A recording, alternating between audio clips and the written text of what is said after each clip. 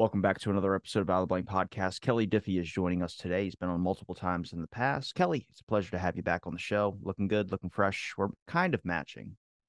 Thank you, Robbie. You look good yourself, man. You look very professional. I love the haircut, man. You're looking great. Good to see you. Trying my hardest. I'm shooting for that Jay Leno vibe, if you know what I mean. There you go. A chin implant or somewhere around down the path. Well, if you get the proper hair implants, you could be Tucker Carlson. How But dare you compare me to that man? Everybody's getting deplatformed now. I wanted to invite you back on. First, I wanted to catch up. Hope everything's going good. I don't know if you've been paying attention to the UFO stuff. I know you're really interested in the UFOs, but three of the top trending things on Twitter right now is UFOs, disclosure, and then Viagra. And I was like, that makes a lot of fucking sense. Like it just it makes a lot of sense. That's funny. How can you not be like in the UFO scene right now, man? I mean, it's everywhere. It's all over. That's all we've been talking about in the last 4 months.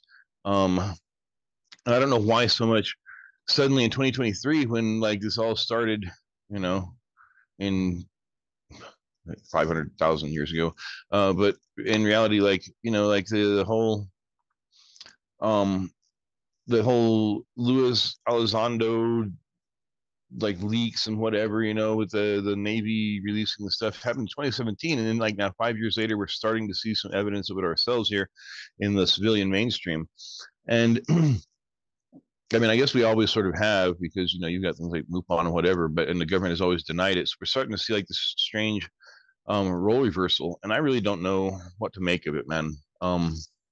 You believe what they're saying, though. I know we usually talk about something around the alien subject. You're into older ancient history, which I've actually never fully dived into. I could tell you probably a lot of things about the 60s and 70s and so on.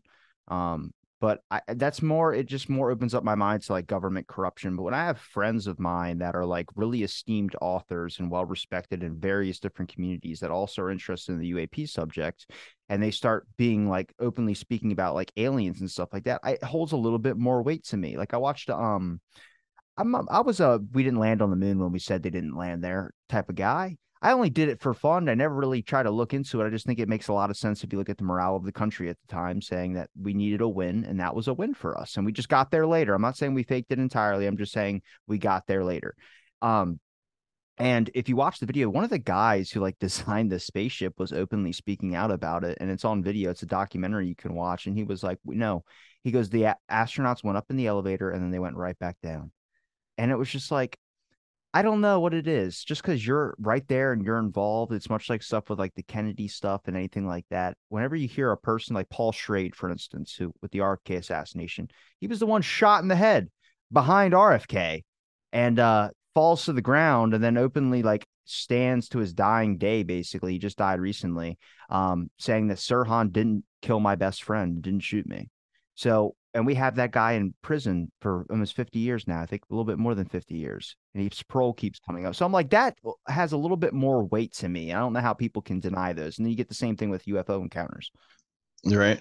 Well, so what do I think about it? I'm very confused right now. Okay, so when you talk about the ancient history of UFOs and aliens and stuff, and it seems like for thousands of years, we've had some sort of encounters with other beings, whether they were already here or whether they're from another place. Don't really know. But what's concerning to me is the Project Bluebeam conspiracies that are running around wildly.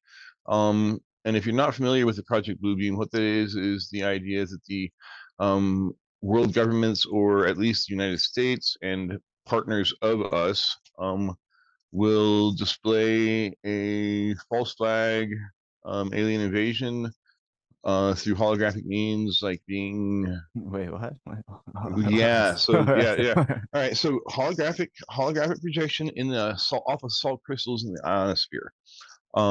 So 3D, basically 3D holographic technology is intended to be implemented and used to convince us that we are in the middle of an alien invasion, which is supposed to help bring about the collapse of the world governments and then go into the rise of a new one world government, one world religion, one world society type thing. And so, yeah, it's very plausible. To me, it seems very, very plausible. People talk about, well, we don't have this 3D holographic technology, but I mean, you can go online and yeah, you can research the hell out of it. You know, Well, it's like it's academics use all it. over. It's like using a projection screen without using a projection or a projector board. It's basically using some similar like projection device to be able to go onto just air particles, any type of particles in the air, and be able to And it form something reflects just like, like a yeah, hologram. like water The crystals or salt crystals in the From air. what Yeah. I've understood, the technology isn't necessarily perfected yet, but I also do not know what the military has because, like, the CIA and NASA has a fucking black budget that I didn't even know about. Where I was like, they in only 7 months in 2023, they made over 700 or no, it was 7 billion or $8 billion and $750 million or something like that on top of like some change that keeps getting expended out. Right. Well, you know, NASA's budget is somewhere around $53 million a day. And if you ever looked at my Instagram, um, I don't know if I still have them posted up, but I used to take these like fake Hot Wheels um space photos that look pretty much as real as like you can get in scale with scale models. And I used to make the joke, you know, like I have a $3 a day budget and NASA has $53 million a day budget, but why does my photography look more realistic than theirs does? And so, you know, I don't know what NASA spends $53 million a day on. To be honest, that seems like an exuberant budget.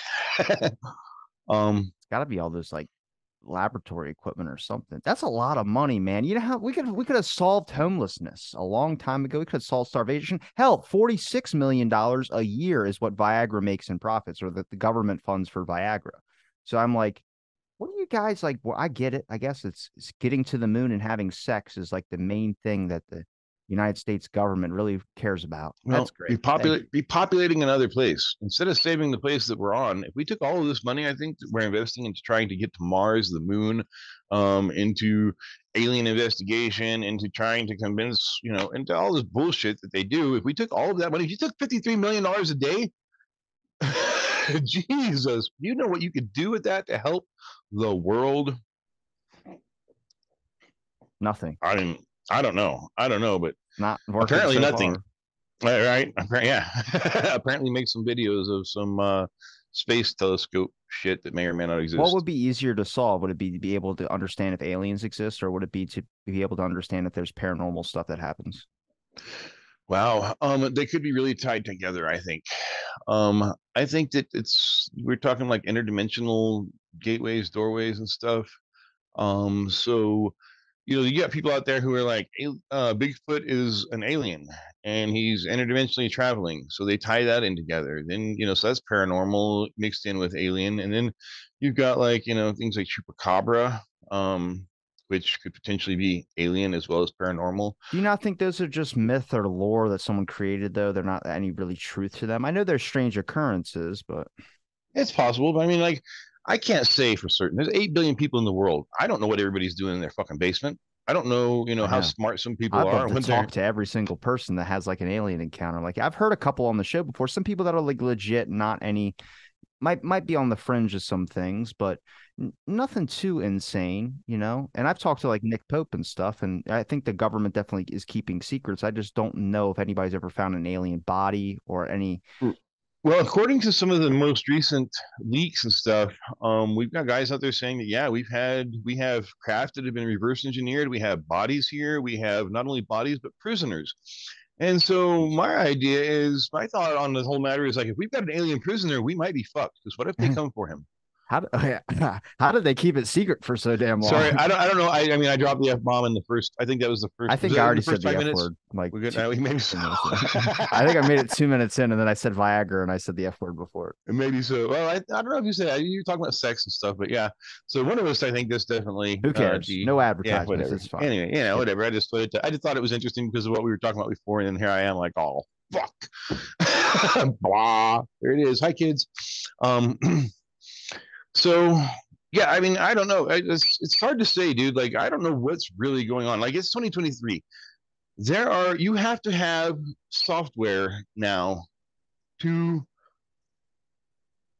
check for deep fakes of things. It seems like Intel has just released a deep fake checking software, I don't which trust is that very shit. right. Well, and it's supposed to be 96% accurate, and I'm like, so there's still a percentage possibility chance that you know. Yeah. and you're What is still it? going to be bullshitted. Germex is 99.9%. I guess they couldn't. 96 is all right. 96 is okay. Right? Pfizer. Don't even. I Don't digress. I stay digress. I away from that digress. I topic. digress. I'm backing up. I just Tired of everybody dropping it, and then I'm the editor, and I'm like, motherfucker, you know how long this takes for me to try and solve that? I'm aware. That's what I but I knew as soon as I said it that it would I had to digress from it. I But I would just say wanted to say the word. through this show, I've probably become a little bit more not open minded, but more openly skeptical about a lot of things. And I've noticed friends of mine have taken a more skeptical approach of things. I am very critical on certain things, like can you show me a document and can you show me footage and can you show me this? But when it comes to someone's like hearsay, I think it's interesting to listen to it. Like when someone starts sharing an experience and then you kind of just listen to it. Like I've had some what I would call maybe paranormal experiences, but I never fully looked into them. But I don't fight that fight.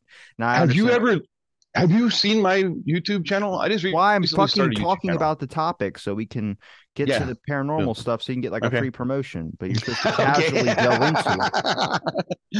Cool. Jesus. I was just wondering because like we recently did the paranormal investigation in Seligman, and I've got 1 minute of video posted out of an hour and 15 minutes.